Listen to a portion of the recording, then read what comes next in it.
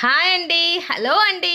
వంకాయ పీతల కూర మీరు ఎప్పుడైనా ట్రై చేశారండి? ట్రై చేయకపోతే ఈ విధంగా ట్రై చేయండి. ముందుగా 4 ఉల్లిపాయలను చిన్న చిన్న ముక్కలుగా కట్ చేసి పెట్టుకోండి. అదేవిధంగా టమాటాలను కూడా చిన్న చిన్న ముక్కలుగా కట్ చేయండి.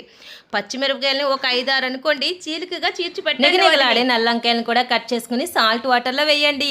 కలర్ చేంజ్ అవ్వకుండా ఉంటాయి. అదే చేత్తో నిమ్మకాయ సైజ్ అంత చింతపండు నానబెట్టుకోవాలి. ఇప్పుడు ఎలా చేయాలో చూద్దామా మరి? చలో! ముందుగా స్టవ్ వెలిగించుకుని కడాయి పెట్టుకుని 4 చెంచాల ఆయిల్ వేసుకుని ఆయిల్ మరిగిన తర్వాత ఉల్లిగడ్డలు పచ్చిమిరపకాయలు వేయించి దోరగా వేయించాలండోయ్.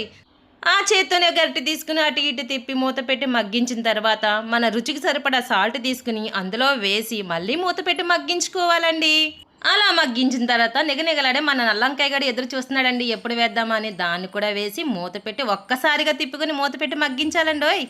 మన నల్లోడు వేసిన తర్వాత మరి ఎర్రోడు ఊరుకుంటాడండి. అదేనండి టమాటాలు, అది కూడా వేసిన తర్వాత మూత పెట్టుకుని మగ్గించుకోవాలి. అలా నల్లోడు ఎర్రోడు మగ్గిన తర్వాత మూత తీసి కాళ్ళు చేతులు విరగదీసేసి పెట్టుకున్నాం కదండి, అవేనండి పీతలు. వాటిని కూడా వేసండి కలపకూడదండి. ఈ విధంగా కలర్ వచ్చేంత వరకు మూత పెట్టి మగ్గించాలి. అలా మగ్గిన తర్వాత ఒక టీ స్పూన్ పసుపు అండి, 3 చెంచాల కారం వేసుకుని అటు ఇటు ఎక్కువగా తిప్పకండి. ఎందుకంటే కాళ్ళు చేతులు విరిగిపోయినాయి, ఉన్న నడుము కూడా విరిగిపోద్దండి. అదేనండి పీతలు మునిగేంత వరకు వాటర్ పోసుకుని మూత పెట్టుకుని ఉడికించుకోవాలి.